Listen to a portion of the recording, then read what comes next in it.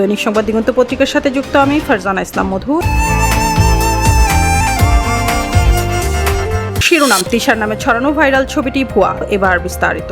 সামাজিক যোগাযোগ মাধ্যম ফেসবুকে সম্প্রতি অভিনেত্রী নুসরাত ইমরোজ তিশার নামে একটি আপত্তিকর ছবি ছড়িয়ে পড়েছে। মুহূর্তেই ছবিটি ভাইরাল হয়ে যায় এবং অনেক ব্যবহারকারী সেটিকে তিশার ছবি ভেবে শেয়ার করতে থাকেন। তবে অনুসন্ধানে জানা গেছে ছবিটি আসলে তিশার নয়, বরং সম্পাদিত ও ভুয়া ছবি। আন্তর্জাতিক ফ্যাক্ট চেকিং নেটওয়ার্কের স্বীকৃত সংস্থা রিউমার স্ক্যানার বাংলাদেশ ছবিটির সত্যতা যাচাই করে জানিয়েছে এটি আসল ছবি নয়। তাদের অনুসন্ধানে প্রমাণ মিলেছে তিশার নামে প্রচারিত ছবিটি বিভিন্ন সফটওয়্যারের মাধ্যমে সম্পাদনা করে ভুয়া আকারে ছড়ানো হয়েছে। রিউমার স্ক্যানার বাংলাদেশ টিম জানিয়েছে মূল ছবিটির সঙ্গে তিশার কোনো সম্পর্ক নেই। বিভ্রান্তিকরভাবে একটি ভিন্ন ছবি ব্যবহার করে তার মুখাবয়ব বসানো হয়েছে। উদ্দেশ্যমূলকভাবে অভিনেত্রীর ভাবমূর্তি নষ্ট করার জন্যই এমন ভুয়া ছবি ছড়ানো হচ্ছে। ঘটনাটি নিয়ে সাধারণ মানুষ ও তিশার ভক্তরা ক্ষোভ প্রকাশ করেছেন। তারা বলছেন, এ ধরনের মিথ্যা তথ্য প্রচার শুধু একজন শিল্পীর ব্যক্তিগত সম্মানকেই আঘাত করে না, বরং সমাজেও বিভ্রান্তি ছড়ায়। বিশেষজ্ঞরা বলছেন, সামাজিক যোগাযোগ মাধ্যমে ভুয়া ছবি ও তথ্য ছড়ানো